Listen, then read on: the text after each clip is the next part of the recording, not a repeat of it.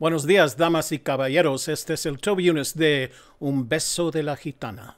Stick with me a couple of seconds and I'll tell you how to control the trolls.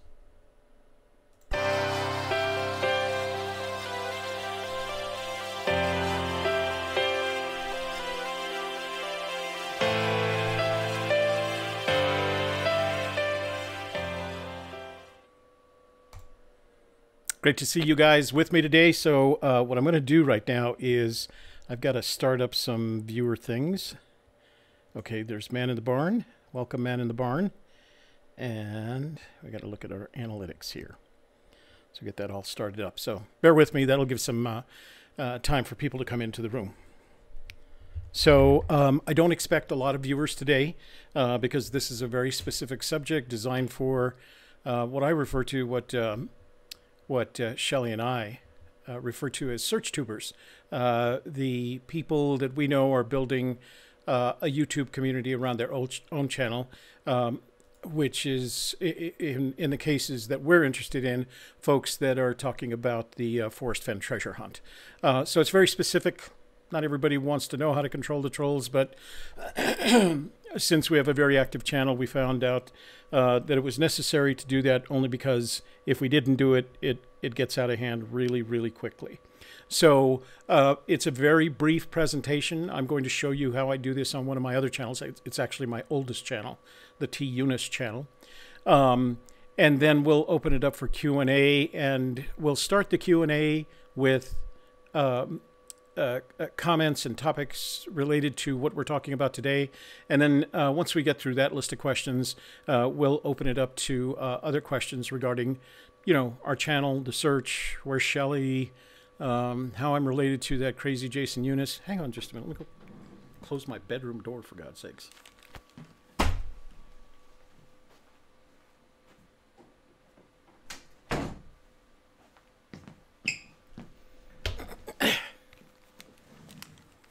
That's what I need.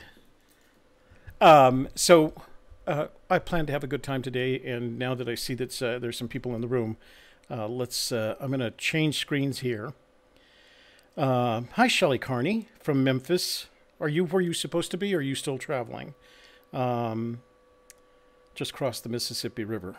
Oh, so you're on the move. You are Oscar Mike. I didn't make my bed today because I was doing this all alone, so don't make fun of my bed. I usually the first thing I do is make my bed in the morning because it starts my day. So, but yes, today I didn't make my bed. Sorry. God, I don't know how much information I need to share on this, so I'm going to have to control some more trolls here today. Okay, so let me switch over to this screen. And this is my T. Younis account. It's my oldest account on YouTube. Actually, I had one older and I can't find it. I had one dated back to 2006, but this one dates back to 2010. And it's relatively inactive. I don't do much with it. Most of our effort goes, of course, into a Gypsy Kiss. And then I put some effort into Video Tarot. And Video Tarot was actually more active when we were still in business. So this channel, this particular channel, is pretty inactive. And what I want to show you today is the tools that YouTube provides you, that YouTube provides you to control commentary and activity on your YouTube channel. And if you have any kind of YouTube channel that has any number of subscribers, once you get to about 100, honestly, they'll start showing up, and they can be pretty dramatically vile in a lot of cases. There's a lot of ad hominem attacks from people who don't know you. So the first recommendation I'm going to make to you is don't respond. Take care of it, but don't respond, because most of what they want, what they're looking for, is attention that they don't get anyplace else. And as we all know, the internet provides a great big river-wide channel for getting attention. And the best way for them to get attention is to be negative, whether they're attacking you or your content or your channel or other people that are commenting on your channel, etc., etc. So the best thing that you can do is avoid engaging. And that brings me to another comment that is only slightly related. So there are a couple of ways, three ways that YouTube measures the validity, if you will, the credibility of your channel. They look at the number of your subscribers. They look at the number of your views. They look at the amount of watch time. And one of the other things that they look at is your likes and dislikes. So as much and as painful as it can be sometimes, I'm going to suggest you turn on your likes and dislikes, because that's a number that's considered the engagement ratio. And YouTube doesn't particularly care whether it's a like or a dislike. They care that it adds to the count. And the interesting thing, of course, is that for someone that doesn't like one of your videos, I'd say we have on a Gypsy Kiss, we probably have, I don't know, somewhere between 10 and 20 people who just come in to watch the video long enough to dislike it. That counts as a video watch as far as YouTube concerned, and it's added to your engagement number. The reason the engagement number is so important is YouTube uses that number to determine where you fit in search results, along with, of course, your tags, the tags that you include in every one of your videos. And we're going to do a separate video on that as well. But some of the things that are counterintuitive, like not showing your likes and dislikes, are actually good for you. And you get over the dislikes because, again, you start realizing there's a group of people who naturally and whether unfairly or not are just going to dislike your video. But that's good because you get a watch point for it and you get some engagement points for it. So I'm on the homepage of my T. Eunice channel, and so we're going to start right at the beginning. Of course, for those of you that are already SearchTubers, and you already know that you're going to click on this icon in the upper right hand corner, and you're going to go to Creator Studio. And Creator Studio is where you manage your account and all the activities. And as you can see, there's only 2 videos on this particular channel, and one of them isn't even visible. It's a video that I made for my daughter for a birthday party she was having for one of my grandchildren, my grandbaby boys, although they're not babies anymore. And then one is an old video that I've had on for years. That's how to remove comments on your WordPress box. So the first thing that you're going to do is you're going down to channel. And you're going to click on channel, and this is information about your channel. As you can see, we don't monetize. We don't have enough numbers to monetize. And that's another point. In order to monetize your channel, you have to have 1,000 subscribers, and YouTube just changed this recently, back in February of this year. You have to have 1,000 subscribers, and you have to have at least 4,000 hours of watch time in the past 12 months. So you've got to build up those numbers. One of the fastest ways to help you build up your numbers is to start learning how to live stream your activities, because that'll build up your subscriber base pretty much faster than anything. And we'll do that in another video. There's lots of videos out there on how to live stream from YouTube. And although you can't monetize, you can live stream with as few as 1 subscriber. But again, it'll help you to build your subscriber base. So one of the things that you want to look on under channel is advanced, and there's a couple of buttons you want to click. The first thing that you want to make sure is that you've got your channel keywords in here, the tags that are important. And if you're a Forrest Fenn searcher, then your first tag should be Forrest Fenn. You want to allow advertisements to be displayed alongside your video. Now you're not going to make very much money. You do get advertising money if you allow that, but it builds up so slowly. I think you have to have earned $100 before they even send you a check, and that won't start happening until, I mean, it just doesn't. There's not enough to make money on that they'll send you a check, as your AdSense account will tell you. But again, when we get into monetization, we'll do a separate video on that. If you have another channel, you want to register it, but that's not what we're here to do. So here is that one button that I said display the number of people subscribed to my channel. I strongly recommend you do that. We're always a little bit embarrassed that, we don't want people to know that we only have 10 subscribers. Do that, because you literally get points from YouTube. That's a community building part of what they're doing. So you actually get points for doing that. So go ahead and do that. And the other thing too is allow your channel to appear in other channels' recommendations, which is what we do with all the YouTube channels. Okay, so then back up here, and we're going to go to community, and this is the key one here. Oh, I think we want to look at upload defaults as well. So let's look at upload defaults and the things that you want to do.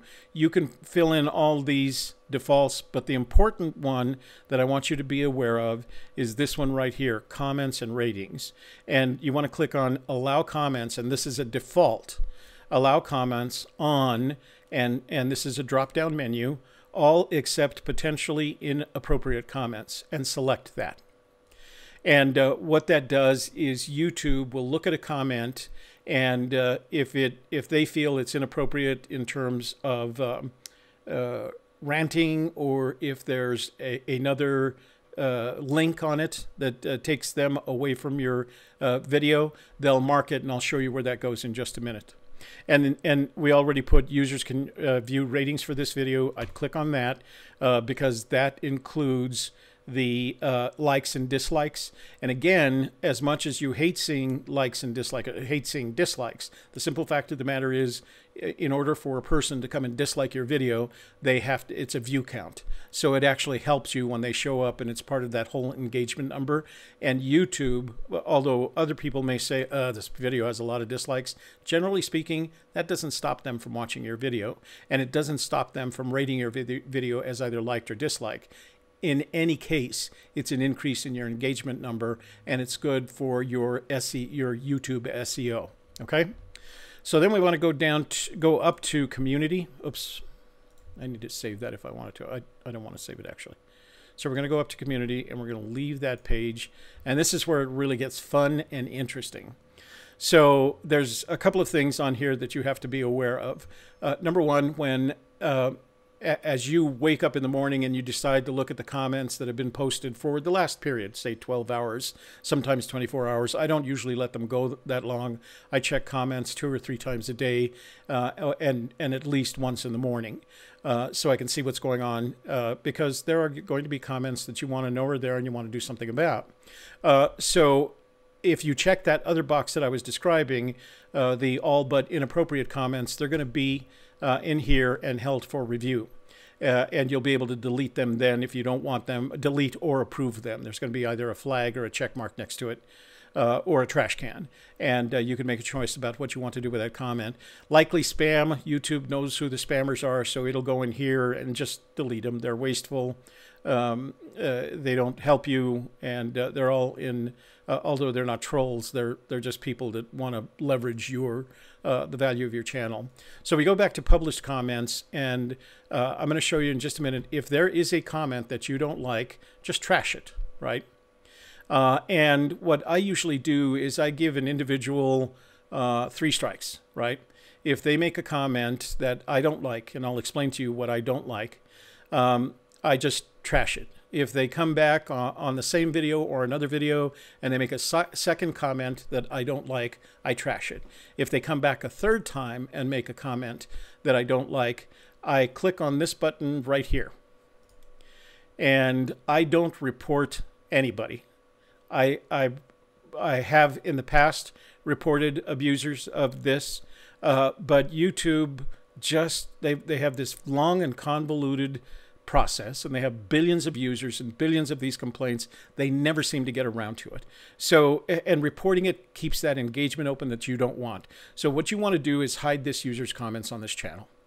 And that's one way to prevent. They may come back and put a comment on your channel, but you're not going to see it, and neither is anyone else. So that's the fastest way to get rid of them.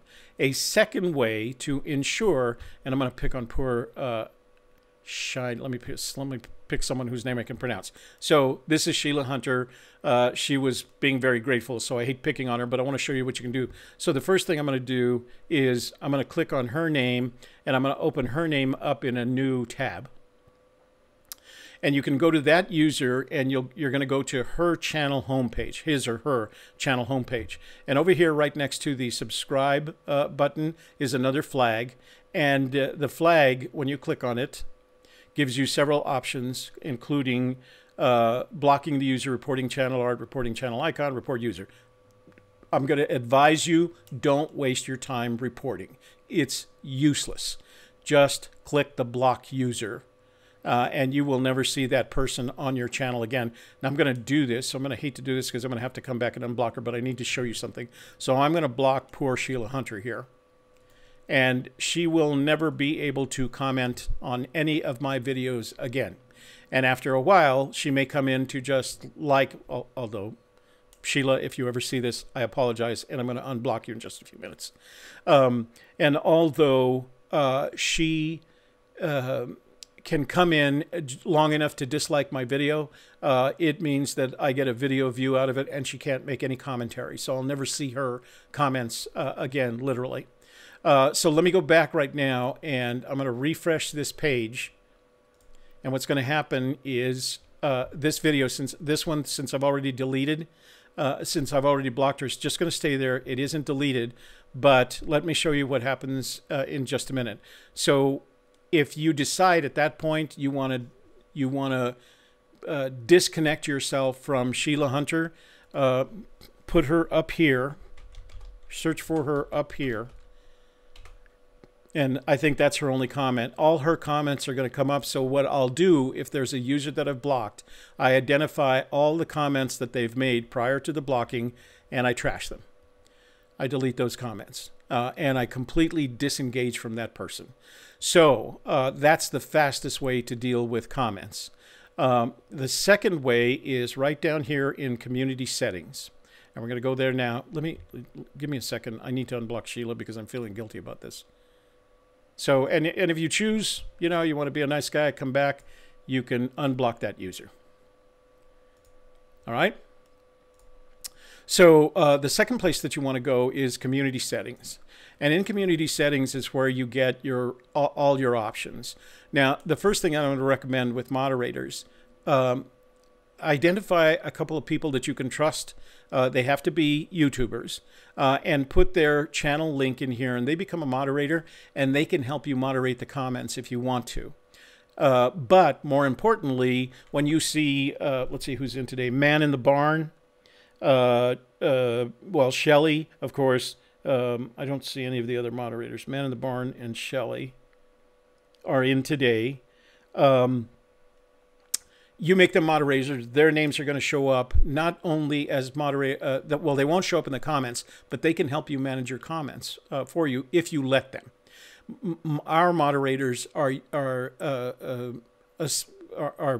there are moderators for our live chat, and they control the activities in the live chat.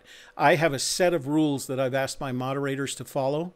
And if you send an email to my Gypsy Kiss, our gypsykiss@gmail.com account, I'll send you, if you get to the point where you're live streaming and you need moderators, I'll send you the set of rules that I've asked them to follow. So it's very generous. We don't try to beat up on anybody, but we don't like anybody misbehaving, because we'd like our chat rooms to be safe and people feel comfortable. They can come in here and either talk amongst themselves or discuss the topic of the day. So it's important to find people you trust to do that. We've had some of our moderators now for ever since we went live streaming. They volunteered right away. You can also approve users right here. You can do the same thing for them, and they can help you moderate your comments. And if you look at the big users, the PewDiePies and the Casey Neistat's of the world, they actually have people who are approved users who they pay, because they're such a large brand, a big visible brand. They actually pay people to moderate their comments for them. We're not anywhere near big enough to do that. We do our own comment moderation.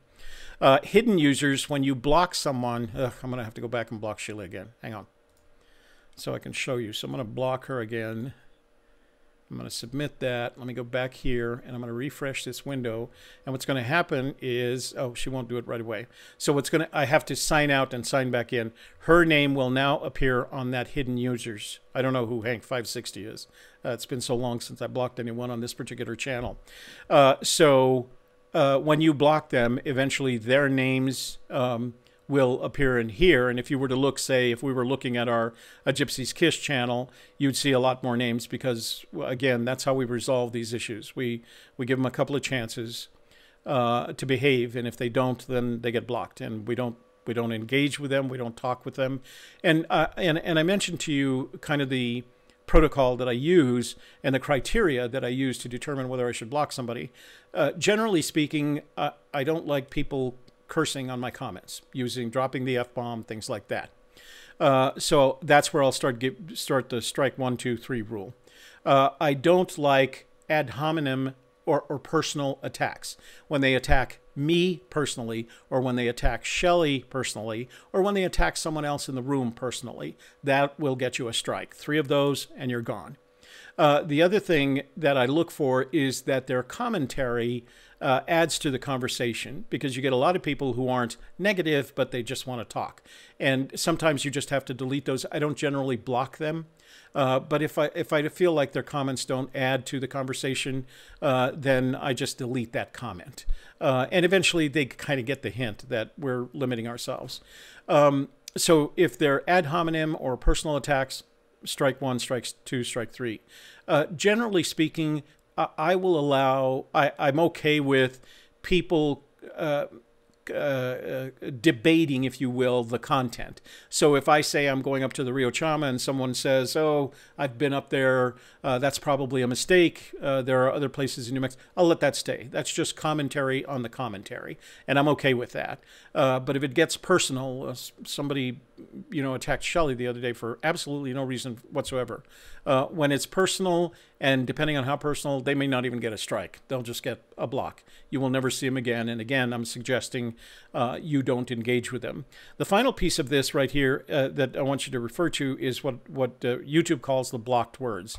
And I would be embarrassed to show you the list of block words that I've collected on a Gypsy's Kiss, but every curse word and angry, bigoted, hateful word you can imagine is in that list. It's a list of about, I don't know, it's probably got 50 words in it.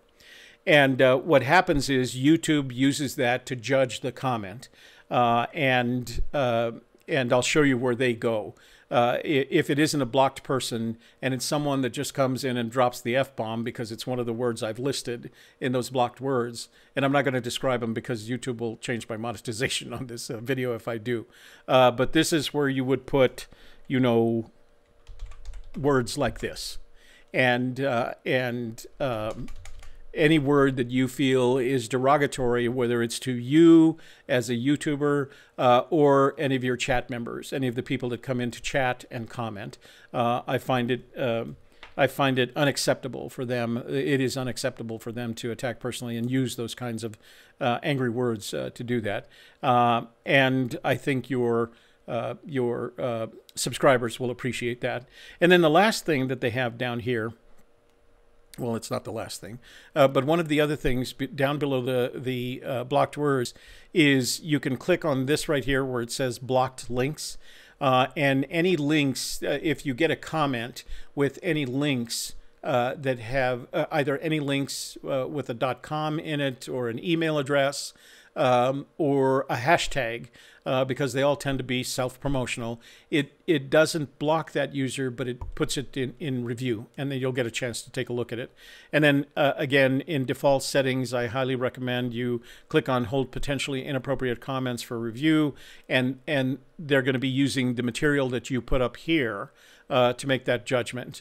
And then comments on your channel. So there's 2 ways people can get to you. They can get to you directly on the videos that you publish, and they can get to you on your channel.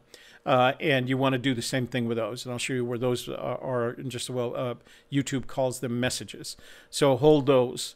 Creator credits on your channel. Those are for folks that are building a much larger community than we are, and they're dealing with people that have much bigger brands than any of us have right now. So we'll talk about that in another one, because I just wanted to focus today on controlling the trolls. My point is that YouTube provides you a lot of tools in order to do that, and it's up to you pretty much to decide what level you want to go to. The strike 1, strike 2, strike 3 rule, the automatically you're out of here rule, or some of the rules that our moderators use to control the commentary in the chat room. So let me go back to comments right here.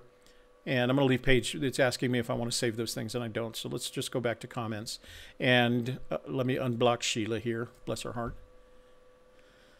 She'll never know. Oh, okay. So we unblocked her, I guess. The published comments are the ones that people have put in because you allow open commentary, except for the ones that are inappropriate. So as you can see, I have a bunch of thank yous right here. YouTube lets them through. Okay. The hold for review are the ones that you indicated have links in them or have curse words in them, or YouTube judges to, quote, be inappropriate. Unquote, and they put them in here. It prevents them from being published until you actually make a decision to publish them. That's your choice. There'll be a little check mark right next to it, and you can click on the check mark and allow it to be published to that video or to your channel, or you can trash it. There's going to be a trash can, and you'll get the flag to block them if you want. The likely spams are the ones that show up with links that tend to be spammy, you know, SEO, make money in Bitcoin, etc., etc. So you'll see those there.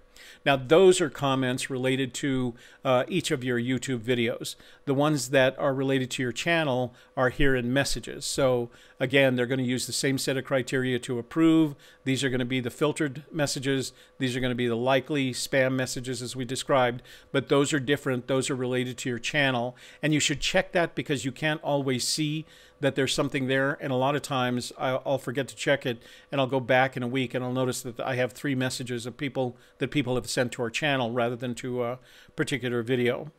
So that community settings page is going to be tremendously important in controlling your trolls and your haters. And again, I strongly recommend you do not engage with them. If you don't like it, if it was so vile the first time, don't even give them a strike. Just block them and get them out of your life, and they can go someplace else and complain to somebody else. So, okay. So let me close this window. Actually, just make the transition over here. And make that over there. And I'm going to go to chat. And I'm going to miss Shelly because she's so much better at this than I am. And just give me a second to get to the top of the chat. Man in the Barn, thank you for joining us today. Hi, Deborah. How are you doing? Paul Ammons, nice to see you again. William Ortiz, what's up, my brother? Shelly Carney Productions from Memphis. Shelly, I suppose you mentioned that you're driving. You are driving. Shelly Carney. Peyton Bell. Peyton's found it. Congratulations. Oh, it's a wristwatch. Oh, Peyton, you are a clown. Asset Marketing, nice to see you. Steve Smitherman, I don't recall seeing that name before, but I think Shelly has. Rick Plank, hey from Cincinnati, hey from Albuquerque. Doc Brown, nice to see you today. I saw that weather. It's moving west to east at a southwest to northeast angle, and it looks like it's going up and down the country. I was wondering if Shelly was experiencing it today. Man in the Barn, yes, I didn't make my bed today because I was in a rush to do this. Let's see, Paul Emmons, he wrote Forrest and got a response. Congratulations, you're way ahead of us. Mary Green wants to know, hi, Mary Green wants to know where Shelly's going. She's headed to Starkville, Mississippi to go to the graduation of her future son-in-law from the, is it Mississippi State or the University of Mississippi? Mississippi State, I think. He's a rocket scientist. He really is a rocket scientist, I think. Amy says that Shelly is going through her town. Is that Memphis? Jason Helgerson. Hi, Toby. Eric Schmidt. Hi there. Let's see. Mary Green. Amy. Let's see if we got any questions. Just driving by. I could have missed it. It's right on the river next to the bridge. Hey, very nice.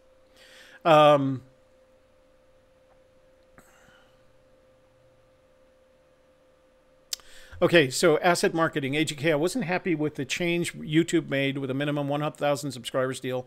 Got discouraged. Yeah, I think a lot of people did. Should I just do the old and make it, and they will come theory with my channel? Okay, so I'm having trouble with the last end. I'm going to recommend that if you're prepared, anyone, including asset marketing, if you're prepared to deliver quality content regularly, you will build a subscriber base. And if that content is related to the Forrest Fenn treasure hunt, Shelley and I are committed to helping YouTubers, what we call SearchTubers, Forrest Fenn search YouTubers. We call them SearchTubers. We're committed to helping you grow your channel. We think it's great to build that kind of community.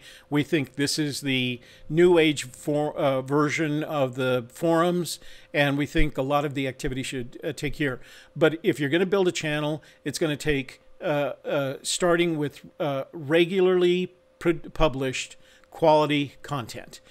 You've got to be consistent, at least once a week. If you can do it twice a week, even better. They don't have to be as long as our live streams, but they have to be, you know, a classic example right now is Man Alone. And he started at some point about 2 months ago. He decided he was at about, I think, 700 subscribers. And he decided he was going to start putting out YouTube videos. They're very short. There's not a lot of editing in them. He sits at his desk, he talks, and basically he's very well spoken, and he's expressing his ideas on the search, and sometimes he produces as many as 3 videos a day. Now, we don't have time to do all of that and edit them, but we've learned to use things like live streaming and the OBS tool, the Open Broadcasting Software tool, to help us produce videos very easily and very quickly. So I wouldn't get discouraged. We were very fortunate to have over 1,000 subscribers when YouTube made the decision, but I wouldn't get discouraged. But at the same time, you have to realize if you're going to make this decision to get to 1,000 so you can monetize your channel, that you're going to have to commit to consistent quality content, even if it's short. And I'm going to refer you to that Man Alone model, because he built his channel up. It went up in less than a month. It went over 1,000. So now I don't know that he's necessarily monetized it, because you have to get an AdSense, you have to apply to become a YouTube partner. You have to get an AdSense account. So there's other things that you have to do to complete the monetization process. But he got very quickly, and he's still growing as far as I can tell. He got very quickly to that 1,000 subscribers, and now he can monetize. But he's doing it by producing you know, at least 1 video a day, and sometimes as many as 3. So that's how you get it done. I would not let that discourage me. Asset marketing.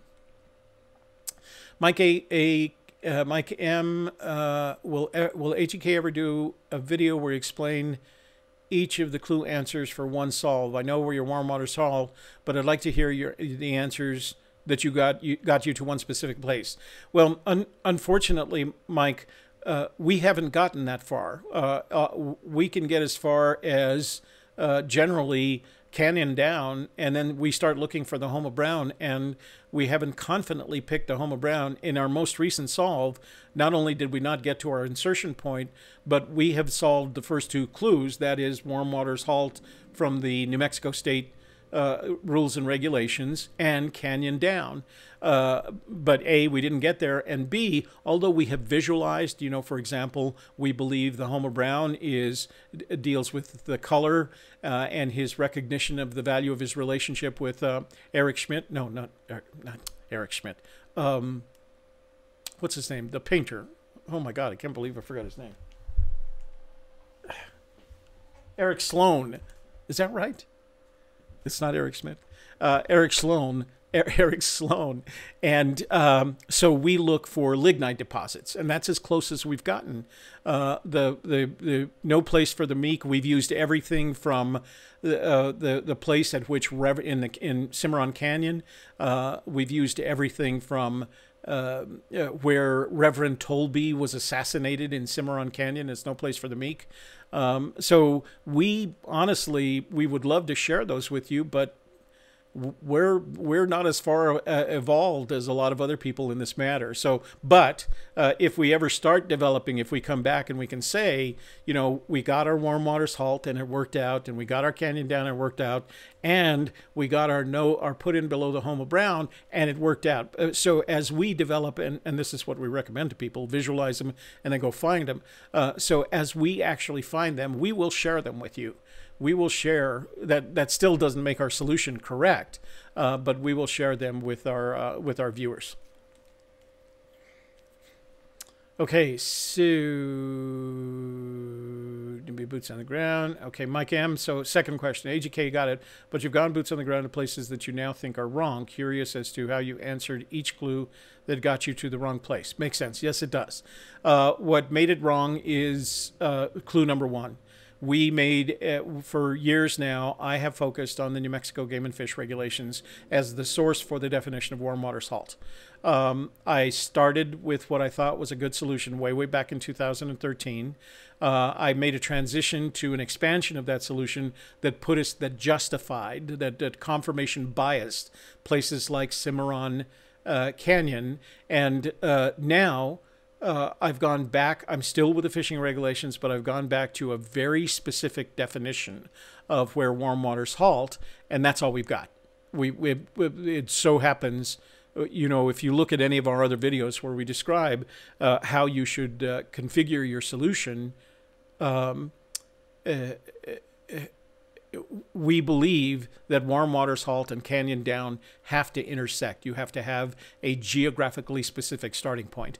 And our warm waters and canyon down do indeed intersect.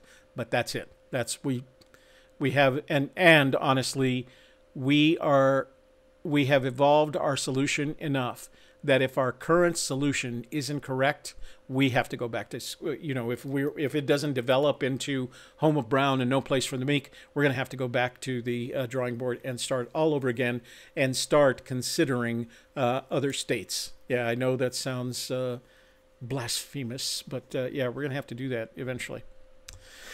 Maybe we're right this time. Okay, so okay, Mike's. Oh, Shelley is answering questions for you too. Then yeah, that's pretty much. Let's see.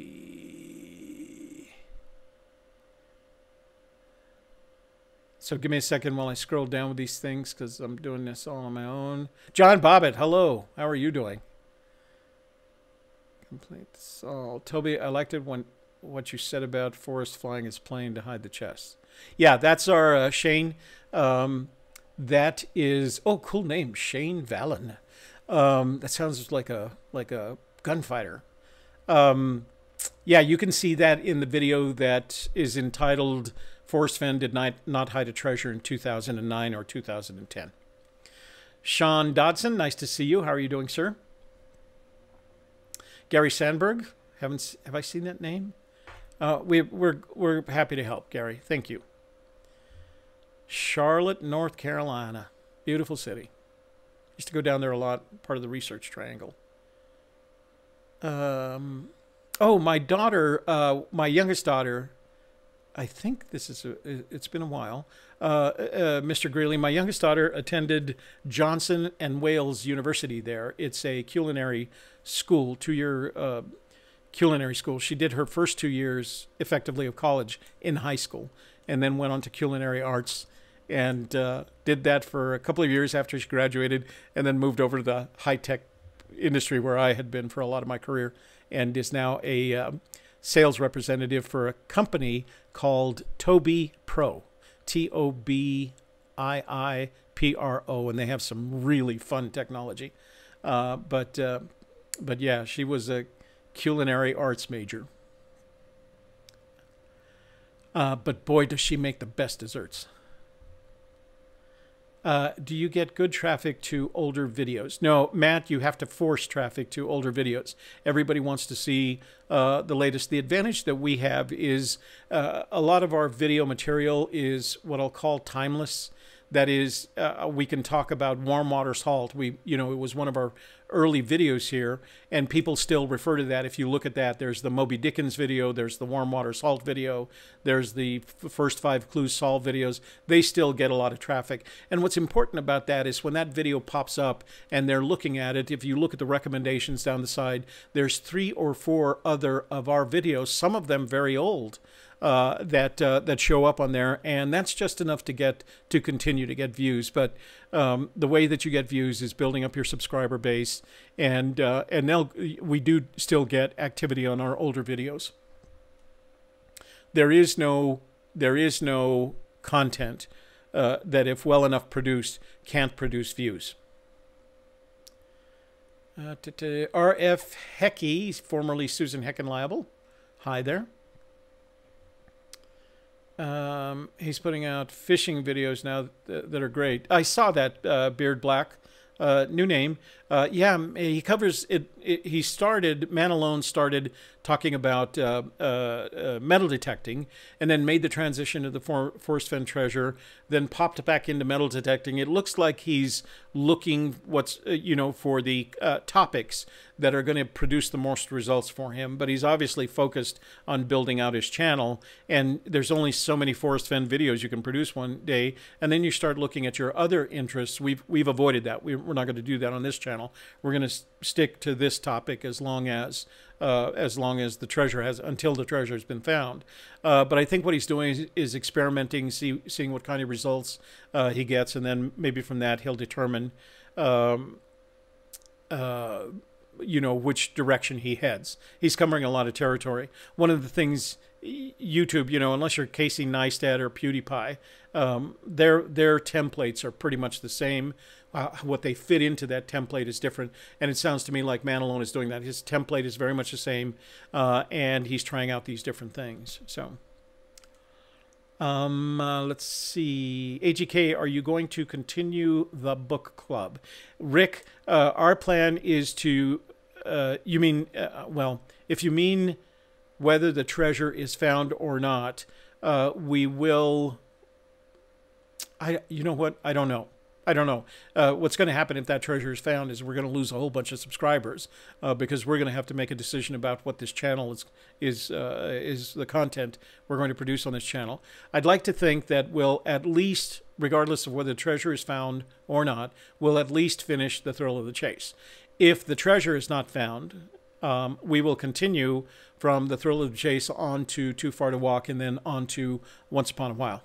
So that's a couple of years worth of book club, so we'll be around. There's much wine to be drunk. Shane Ballon, Man in the Barn. Let's see. Shelley, thanks for the reply. Oh, thank you for helping, Shelley. Okay, I think that's it. Okay, so thanks for joining me today. I hope you found this at least informative and maybe even entertaining. Let me make a switch over here. Grab that.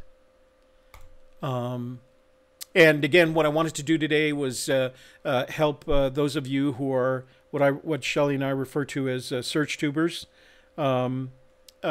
with what you can do to control the trolls. Again, simple rules. YouTube provides you the tools to do it. Learn how to use them, and you can learn how to use them by rewatching this video. And then secondly, don't engage. Drop it. Don't have the conversation. Don't even open the conversation, because that's exactly what that energizes them, and they feel like they can come back and do more damage. So don't engage. Just block them or hide their comments. Okay? Until the next time, thank you, Man in the Barn. And Shelley Carney, and who else was Jimmy Fast there? Did I see Jimmy Fast? For moderating. I guess I should thank all our moderators. Jimmy Fast, Joel Lewicki when he's here, Man in the Barn who is here today, Brian Eagle, and Jason Eunice, who were not here today, but thanks again for moderating. Thanks to all of you for joining us today. I know it was a little bit different from the book club, but we will continue the book club as soon as Shelley gets back into town. And don't forget, I added a link to this particular video that it's a link to a video that tells you how to join us next Wednesday night in our fantastic fan appreciation night, where we're going to zoom in as many people as possible. It's a process. You have to register with Zoom. You have to send us an email. You have to get some equipment, although your phone and your headset that came with your phone will work. But we're not doing a panel session next Wednesday. We're going to do our fantastic fan appreciation night. And this is the first of many that we're planning to do over the next year, culminating, we hope, in a web conference on the subject of the hunt for Fenn's treasure. All right? So let's see. There we go. Okay. All right, ladies and gentlemen, thanks for joining me today, and look for our video on Just the Facts tomorrow at 1 p.m. That'll be released, and then Shelley will be back, and we'll get back to normal next Tuesday. Okay? Have a good day.